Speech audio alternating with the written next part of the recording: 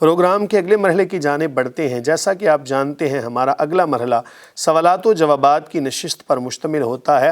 قاری صاحب کون سے آج کے سوالات موصول ہوئے؟ جی مفتی صاحب، آج کا پہلا سوال ہمیں موصول ہوا۔ سوال یہ ہے کہ انسان کی زندگی میں جو نماز نہ پڑھ سکا ہو اس کو ادا کرنے کا کوئی طریقہ دین میں ہے یا نہیں، اس بارے میں آپ رہنمائی فرما دیجیے۔ بسم اللہ الرحمن الرحیم۔ کوئی بھی بندہ جب تک زندہ ہے تب تک اس کے اوپر اپنی نمازوں کو یا تو ادا کرنا ہے یا پھر ان کی قضا کرنا ہے۔ مثلا ایک بندہ سستی کی بنا پر یا کسی وجہ سے نمازوں کو ادا نہیں کر سکا تو یاد رکھیں کہ فویل للمصلین الذین هم عن صلاتهم ساہون الذین هم یراؤون ویمنعون الماعون۔ مفہوم آیت ہے کہ ویل ہے ان لوگوں کے لیے کہ جو اپنی نمازوں میں سستی کرتے ہیں، یعنی پڑھ لیتے ہیں لیکن سستی کر کے لیٹ کر کے پڑھتے ہیں، تو ان کے لیے اتنی ہلاکت ہے۔ ویل ایک وادی کا نام ہے کہ جو جہنم کے اندر ہے۔ تو اس وعید سے بچنے کے لیے، اور یاد رکھیں کہ اعمال میں سے سب سے پہلے جس چیز کا سوال ہوگا وہ نماز ہے۔ حدیث میں آتا ہے جس کا مفہوم ہے کہ اگر نماز مکمل ہوئی تو اس کی برکت سے باقی اعمال بھی انشاءاللہ العزیز مکمل ہوں گے، اور اگر اس کے اندر نقص پیدا ہو گیا، نقصان ہوا، پوری نہ ہوئی تو باقی اعمال بھی پورے نہیں ہوں گے۔ میں ایک آپ کو مثال سے سمجھاتا ہوں، بلا تمثیل مثال، مسئلہ سمجھانے کے لیے کہ آپ نے کسی جگہ پر کسی کالونی کے اندر جانا ہے تو سب سے پہلے ایک چوکی ہوتی ہے جہاں پر تھوڑی سی چیکنگ ہوتی ہے۔ اگر وہاں سے ہی ناکام ہو گیا تو وہیں سے واپس، اور اگر وہاں سے کامیاب ہو گیا تو آگے پھر ہو سکتا ہے کہ وہ اس کالونی کے اندر اس جگہ پر اپنی منزل مقصود پہ پہنچ جائے۔ یہ صرف مسئلہ سمجھانے کے لیے، مثال کے طور پہ انسان دنیا سے گیا تو سب سے پہلی چوکی اس کی اعمال میں سے وہ نماز کی چوکی ہے۔ وہاں پر اگر اس کو کامیابی مل گئی، چیکنگ پوری ہو گئی، اس کی نمازیں مکمل ہوئیں تو آگے اس کے لیے آسانی ہے، لیکن اگر وہاں سے ہی داخل نہ ہو سکا تو پھر ناکامی ہی ناکامی ہے۔ تو اس لیے اپنی نمازوں کی حفاظت کریں۔ اگر بالفرض کسی وجہ سے نماز نہیں پڑھ سکا تو پھر اس کے ذمہ قضا کرنا ہے۔ جب بھی موقع ملے، وقت سے ہٹ گئی نماز، توبہ استغفار کرنا بھی لازم ہے اور اپنی نمازوں کی قضا کرنا بھی لازم ہے جب تک یہ زندہ ہے۔ اللہ نہ کرے ایسی صورتحال کے اندر ہی دنیا سے چلا گیا، اس کی نماز مکمل نہیں تھی، تو پھر فقہائے احناف نے ایک طریقہ وضع کیا ہے کہ جتنا فدیہ بنتا ہے نا روزے کا، اتنا فدیہ ایک نماز کا حساب لگا لے۔ یہ اس صورت میں ہے کہ جب یہ دنیا سے چلا گیا تو یہ ایک ہیلہ ہے، ہیلہ اسقاط بھی اس کو کہا جاتا ہے۔ کچھ لوگ بہرحال اس کا انکار بھی کرتے ہیں، وہ کہتے ہیں جی نہیں، اپنے اپنے مسالک کے حوالے سے آپ عمل کر سکتے ہیں۔ بہرحال ہیلہ اسقاط اسلام کے اندر جائز ہے۔ تو اگر اس کی طرف سے پورے سال کا حساب لگائیں، ایک دن کی نمازیں بنتی ہیں 6، وطروں کو شامل کر کے 6 نمازیں بنتی ہیں، اور پورے سال کی 1900 کچھ نمازیں، 1981 یا 1980 اتنی نمازیں بنتی ہیں۔ آپ حساب لگا لیجئے گا، ہر نماز کے حوالے سے ایک فدیہ جو جس کو ہم کہتے ہیں صدقہ فطر کہہ لیں، یا ایک روزے کا فدیہ جو ادا کیا جاتا ہے، اس پر قیاس کرتے ہوئے علماء نے ایک طریقہ وضع کیا ہے، تو اس کو ادا کر دیں۔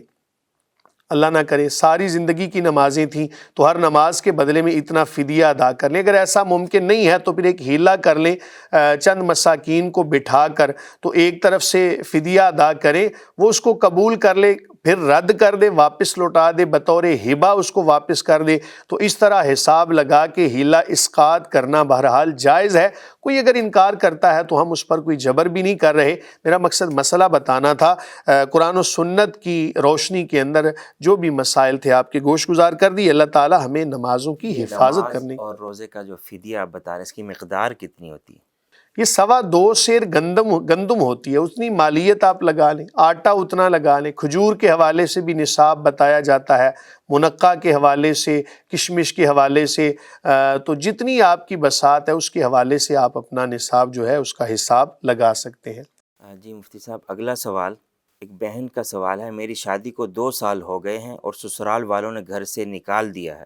میں 1 سال سے اپنی امی کے گھر رہ رہی ہوں، میرے سسرال والے نے مجھے نہ لینے آتے ہیں اور نہ کوئی رابطہ کرتے ہیں، اور جب کبھی میں اپنے میاں کو کال وغیرہ کرتی ہوں تو مجھے بہت بڑی بڑی باتیں کر کے کال بند کر دیتا ہے۔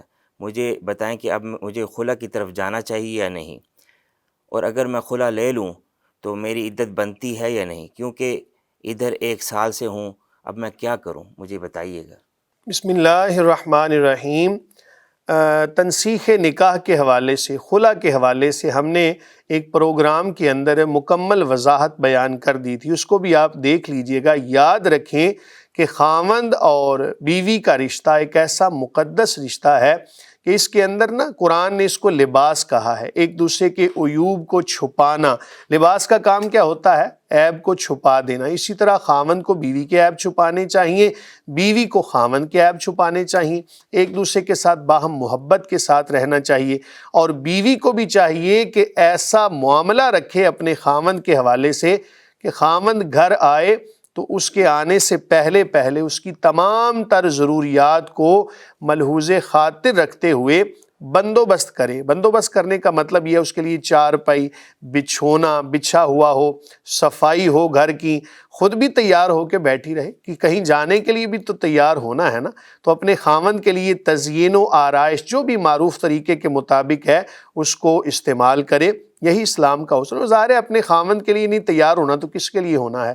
ہمارے ہاں یہ ایک بڑا مسئلہ پایا جاتا ہے جناب، پورے معاشرے کا یہ المیہ ہے۔ خواتین نے کہیں جانا ہو تو بڑی تیاری کرتی ہیں اور خاوند کے آنے سے پہلے تیار نہیں ہوتی، پھر شکوہ لے کر بیٹھ جاتی ہیں، کہتی ہیں جی خاوند ہمیں ٹائم نہیں دیتا۔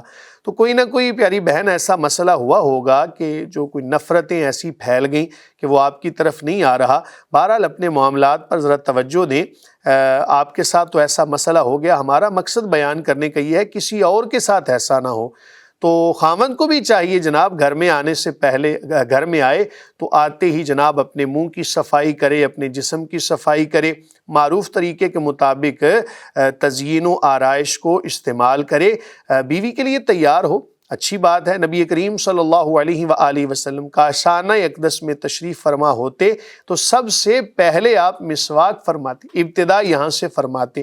تو یہاں سے ہمیں سبق ملتا ہے کہ اپنے جسم کی صفائی کر کے رکھنی چاہیے۔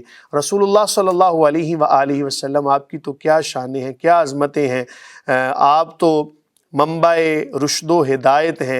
یہ تو ہمیں سکھانے کے لیے آپ نے جتنے بھی اعمال فرمائے، ورنہ کریم آقا علیہ الصلوۃ والسلام کے مبارک جسم پر کبھی مکھی نہیں بیٹھی۔ آپ صلی اللہ علیہ وآلہ وسلم کو اللہ تعالیٰ نے ہر عیب سے پاک پیدا فرمائی، یہ ہمیں سکھایا جا رہا ہے۔ بہرحال کریم آقا علیہ الصلوۃ والسلام کی سنتوں کے مطابق خاوند کو بھی اور بیوی کو بھی چاہیے ایک دوسرے کے لیے تزئین و آرائش والا معاملہ کریں۔ جب ایسی صورتحال نہیں ہوتی تو پھر خاوند آتا ہے گھر میں، دیکھتا ہے کہ بیوی ایسے ہی بس بیٹھی ہوئی ہے اور بھی دیگر چیزیں دیکھتا ہے تو پھر وہ باہر چلا جاتا ہے۔ آہستہ آہستہ نفرتیں پھیلتی ہیں۔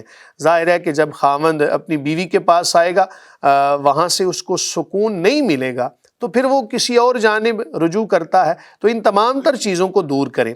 بہرحال رہی بات یہ کہ آپ کے خاوند نے اب آپ سے کوئی رابطہ نہیں کیا تو اس کا حل یہ ہے کہ آپ فریقین میں سے خاوند کے جو رشتہ دار ہیں ان کو بلا لیں، اپنے رشتہ داروں کو بٹھا کر تو ایک بات چیت کر لیں۔ قرآن نے یہی تعلیم دی ہے کہ پہلا کام یہی ہونا چاہیے، فریقین میں سے کچھ لوگ بیٹھ جائیں، اس معاملے کو سلجھانے کی کوشش کریں۔ اگر سلجھ جاتا ہے بڑی اچھی بات ہے، نہیں تو پھر اگلا کام یہ ہے کہ چونکہ آپ تو اپنی تمام تر ذمہ داریوں کو نبھا رہی ہیں، اپنی طرف سے گھر کو بسانا چاہ رہی ہیں، خاوند اس معاملے کے اندر نہیں آ رہا تو خاوند گناہ گار ہے، اپنی بیوی کے حقوق ادا نہیں کر رہا، دنیا میں بھی جواب دہ ہے، آخرت کے اندر بھی۔ اب آپ نے یہ کرنا ہے کہ آپ بامر مجبوری تمام تر جو ذرائع ہیں آپ نے ان کو استعمال کر لیا، کوئی چارہ نہیں بچا، اب آپ یہ کریں گی کہ عدالت کا رجوع کر سکتی ہیں۔ یہ تمام تر چیزیں جو پہلے بتائی ہیں ان کو پورا کر لیجئے گا۔ تو عدالت میں جا کے آپ یہ کہہ سکتی ہیں کہ جی میرا خاوند میرا حق ادا نہیں کر رہا اور میرے ساتھ کوئی رابطہ بھی نہیں کرتا اور بد زبانی بھی استعمال کرتا ہے، گھر کو بسانا ہی نہیں چاہ رہا، خاوند نہ تو بسا رہا ہے نہ ہی چھوڑ رہا ہے۔ تو ایسی صورتحال کے اندر پہلے آپ اس سے طلاق کا مطالبہ یعنی خلا کا مطالبہ کر سکتی ہیں۔ خلا اس صورت میں ہوگا کہ جب خاوند رضامند ہوگا، عدالت میں جا کے آپ نے تنسیخ نکاح کی ڈگری دائر کرنی ہے، اور تنسیخ نکاح سے نکاح کا حکم اٹھ جائے گا۔ اور یاد رکھیں کہ جس دن ڈگری آپ کو ملے گی اس دن سے آپ کی عدت جو ہے وہ شروع ہوگی۔ یہ نہیں کہ اگر بالفرض 20 سال بھی ہو گئے، خاوند ایک مرتبہ مل کے چلا گیا، واپس نہیں آیا، تو جب اس کو خاتون کو ڈگری ملے گی اس دن سے اس کی عدت شمار ہوگی۔ اس سے پہلے جتنا وقت بھی گزر گیا وہ عدت شمار نہیں ہوگا۔ واللہ تعالی عالم بالصواب۔